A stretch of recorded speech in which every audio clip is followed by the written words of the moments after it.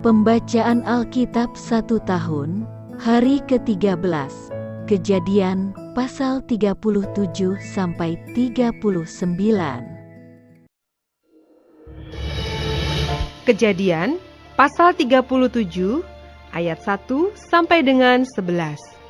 Yusuf dan saudara-saudaranya. Adapun Yakub, ia diam di negeri penampungan ayahnya, yakni di tanah Kanaan. Inilah riwayat keturunan Yakub. Yusuf tatkala berumur 17 tahun, jadi masih muda, biasa mengembalakan kambing domba bersama-sama dengan saudara-saudaranya, anak-anak Bilha dan Silpa, kedua istri ayahnya. Dan Yusuf menyampaikan kepada ayahnya kabar tentang kejahatan saudara-saudaranya. Israel lebih mengasihi Yusuf dari semua anaknya yang lain, sebab Yusuf itulah anaknya yang lahir pada masa tuanya, dan ia menyuruh membuat jubah yang maha indah bagi dia.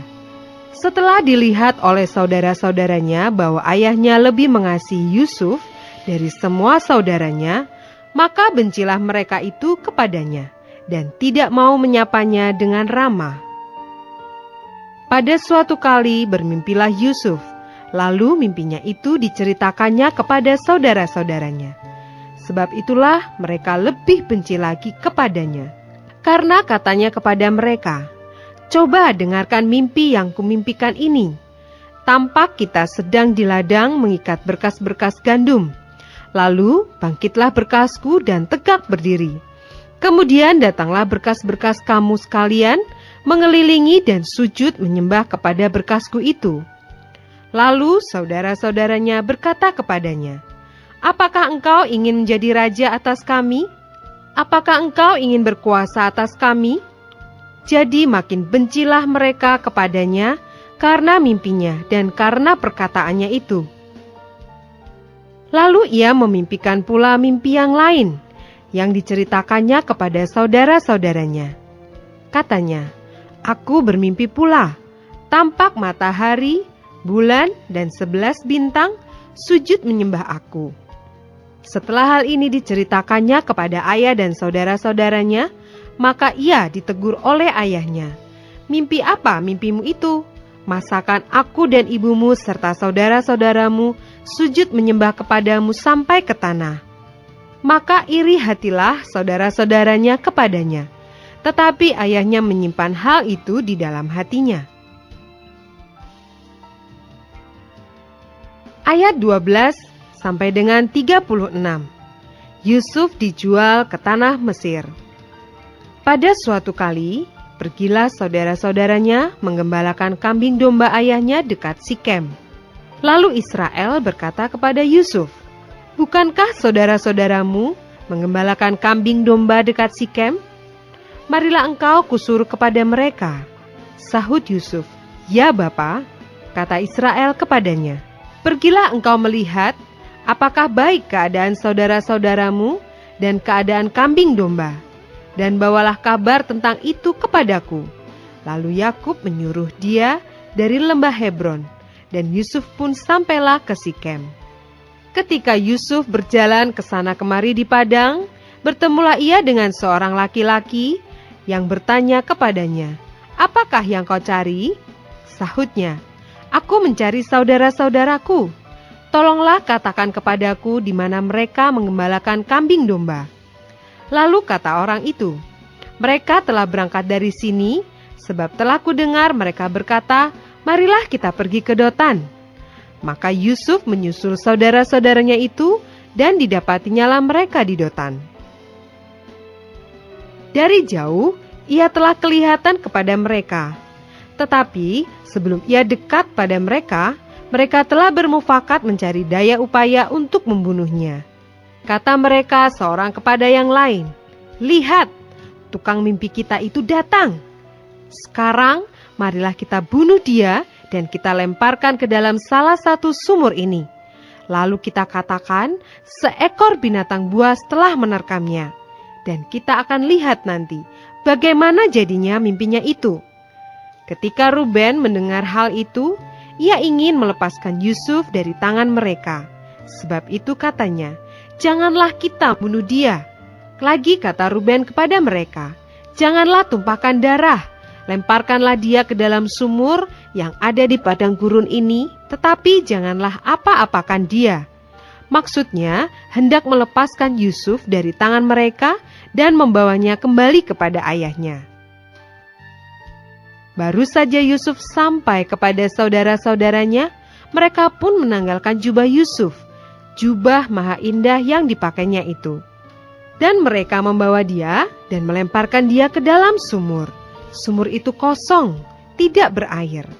Kemudian duduklah mereka untuk makan. Ketika mereka mengangkat muka, kelihatanlah kepada mereka suatu kafilah orang Ismail datang dari Gilead dengan untanya yang membawa damar, balsam, dan damar ladan dalam perjalanannya mengangkut barang-barang itu ke Mesir.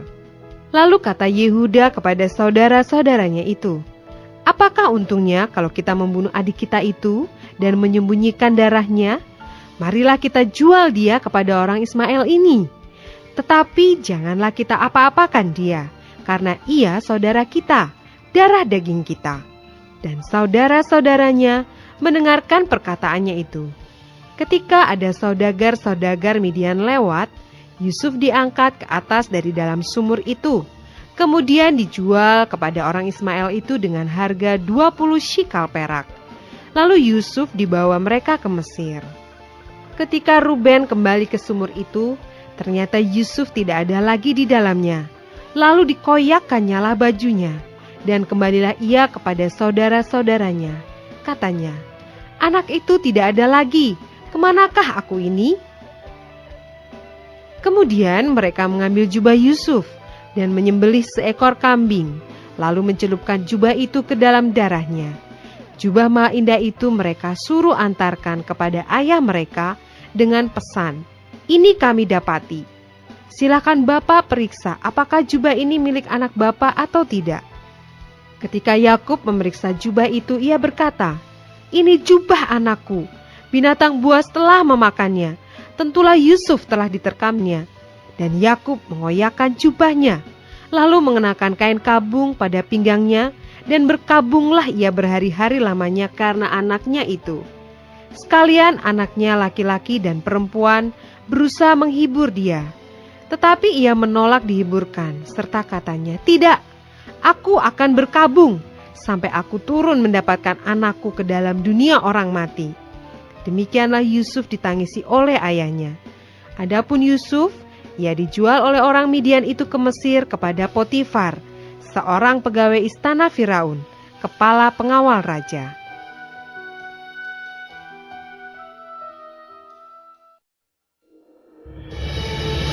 Kejadian pasal 38 ayat 1 sampai dengan 30. Yehuda dan Tamar.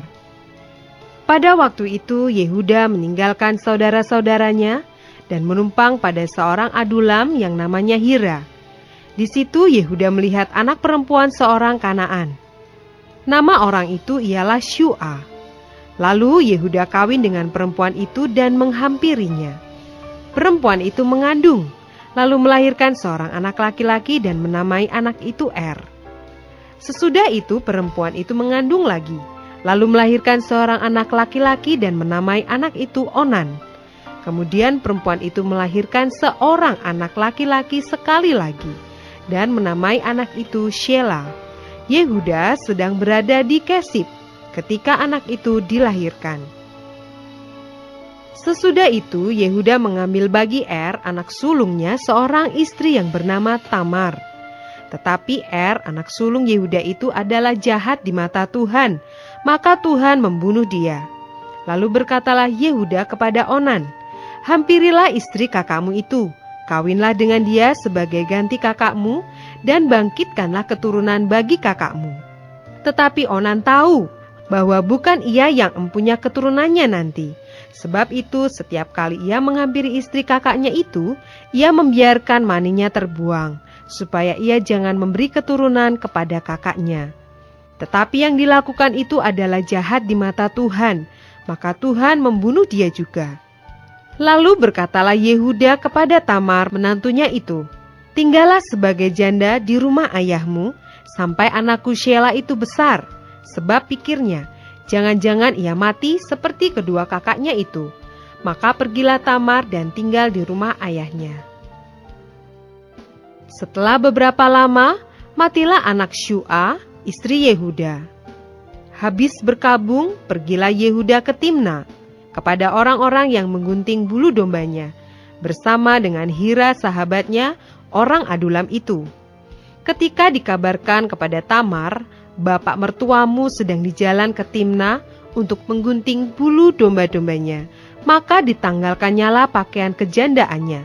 Ia bertelekung dan berselubung, lalu pergi duduk di pintu masuk ke Enaim yang di jalan ke Timna, karena dilihatnya bahwa Shelah telah menjadi besar, dan ia tidak diberikan juga kepada Shelah itu untuk menjadi istrinya. Ketika Yehuda melihat dia, disangkanyalah dia seorang perempuan sundal, karena ia menutupi mukanya. Lalu berpalinglah Yehuda mendapatkan perempuan yang di pinggir jalan itu, serta berkata, "Marilah, aku mau menghampiri engkau." Sebab ia tidak tahu bahwa perempuan itu menantunya. Tanya perempuan itu, "Apakah yang akan kau berikan kepadaku jika engkau menghampiri aku?" Jawabnya, "Aku akan mengirimkan kepadamu seekor anak kambing dari kambing dombaku." Kata perempuan itu, "Asal engkau memberikan tanggungannya sampai engkau mengirimkannya kepadaku." Tanyanya, "Apakah tanggungan yang harus kuberikan kepadamu?" Jawab perempuan itu, "Cap materaimu serta kalungmu dan tongkat yang ada di tanganmu itu." Lalu diberikannya semuanya itu kepadanya, maka ia menghampirinya. Perempuan itu mengandung daripadanya. Bangunlah perempuan itu lalu pergi, ditanggalkannyalah telekungnya dan dikenakannya pula pakaian kejandaannya. Adapun Yehuda, ia mengirimkan anak kambing itu dengan perantaraan sahabatnya orang Adulam itu, untuk mengambil kembali tanggungannya dari tangan perempuan itu. Tetapi perempuan itu tidak dijumpainya lagi. Ia bertanya-tanya di tempat tinggal perempuan itu, "Di manakah perempuan jalang yang duduk tadinya di pinggir jalan di Enaim itu?" Jawab mereka, "Tidak ada di sini perempuan jalang." Kembalilah ia kepada Yehuda dan berkata, "Tidak ada kujumpai dia."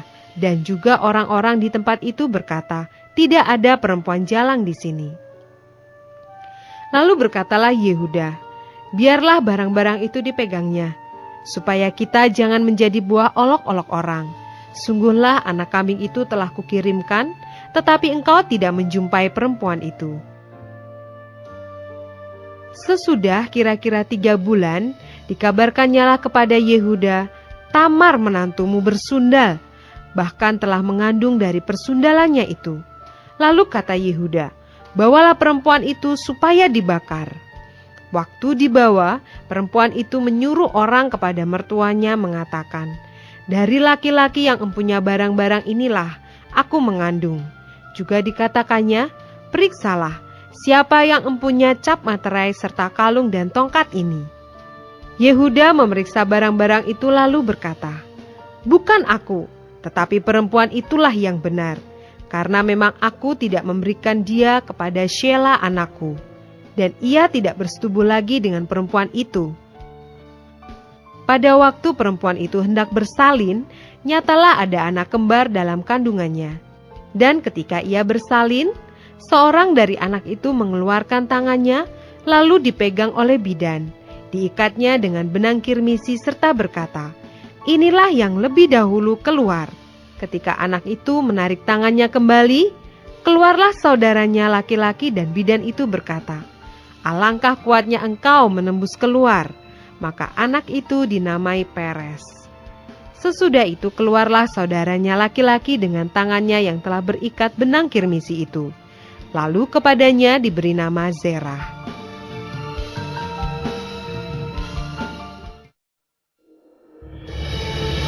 Kejadian pasal 39 ayat 1 sampai dengan 23. Yusuf di rumah Potifar. Adapun Yusuf telah dibawa ke Mesir, dan Potifar seorang Mesir, pegawai istana Firaun, kepala pengawal raja, membeli dia dari tangan orang Ismail yang telah membawa dia ke situ. Tetapi Tuhan menyertai Yusuf, sehingga ia menjadi seorang yang selalu berhasil dalam pekerjaannya. Maka tinggallah ia di rumah tuannya, orang Mesir itu. Setelah dilihat oleh tuannya bahwa Yusuf disertai Tuhan dan bahwa Tuhan membuat berhasil segala sesuatu yang dikerjakannya, maka Yusuf mendapat kasih tuannya, dan ia boleh melayani dia. Kepada Yusuf diberikannya kuasa atas rumahnya, dan segala miliknya diserahkannya pada kekuasaan Yusuf. Sejak ia memberikan kuasa dalam rumahnya dan atas segala miliknya kepada Yusuf, Tuhan memberkati rumah orang Mesir itu karena Yusuf, sehingga berkat Tuhan ada atas segala miliknya, baik yang di rumah maupun yang di ladang. Segala miliknya diserahkannya pada kekuasaan Yusuf, dan dengan bantuan Yusuf, ia tidak usah lagi mengatur apa-apapun selain dari makanannya sendiri. Adapun Yusuf itu manis sikapnya dan elok parasnya. Selang beberapa waktu, istri tuannya memandang Yusuf dengan berahi, lalu katanya, "Marilah tidur dengan aku." Tetapi Yusuf menolak dan berkata kepada istri tuannya itu, "Dengan bantuanku, tuanku itu tidak lagi mengatur apa yang ada di rumahnya ini, dan ia telah menyerahkan segala miliknya pada kekuasaanku. Bahkan di rumah ini, ia tidak lebih besar kuasanya daripadaku. Dan tiada yang tidak diserahkannya kepadaku selain daripada engkau, sebab engkau istrinya. Bagaimanakah mungkin aku melakukan kejahatan yang besar ini dan berbuat dosa terhadap Allah?" Walaupun dari hari ke hari perempuan itu membujuk Yusuf, Yusuf tidak mendengarkan bujukannya itu untuk tidur di sisinya dan bersetubuh dengan dia. Pada suatu hari, masuklah Yusuf ke dalam rumah untuk melakukan pekerjaannya. Sedang dari seisi rumah itu, seorang pun tidak ada di rumah. Lalu perempuan itu memegang baju Yusuf sambil berkata, "Marilah tidur dengan aku."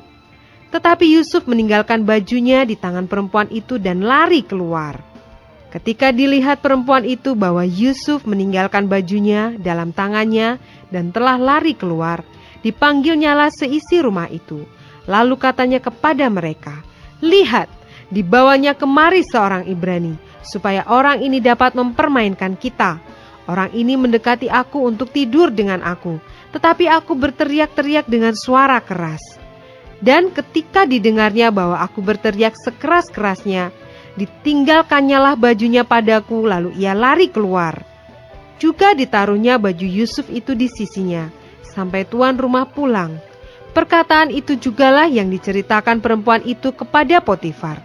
Katanya, "Hamba orang Ibrani yang kau bawa kemari itu datang kepadaku untuk mempermainkan aku. Tetapi ketika aku berteriak sekeras-kerasnya, ditinggalkannya bajunya padaku, lalu ia lari keluar."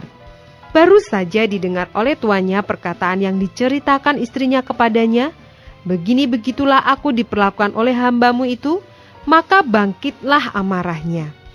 Lalu Yusuf ditangkap oleh tuannya dan dimasukkan ke dalam penjara, tempat tahanan-tahanan raja dikurung. Demikianlah Yusuf dipenjarakan di sana. Tetapi Tuhan menyertai Yusuf dan melimpahkan kasih setianya kepadanya, dan membuat Yusuf kesayangan bagi kepala penjara itu. Sebab itu kepala penjara mempercayakan semua tahanan dalam penjara itu kepada Yusuf, dan segala pekerjaan yang harus dilakukan di situ, dialah yang mengurusnya. Dan kepala penjara tidak mencampuri segala yang dipercayakannya kepada Yusuf, karena Tuhan menyertai dia dan apa yang dikerjakannya dibuat Tuhan berhasil.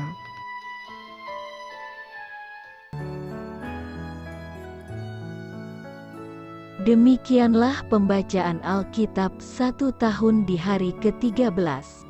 Yang berbahagia ialah mereka yang mendengarkan firman Allah dan yang memeliharanya. Tuhan memberkati. Amin.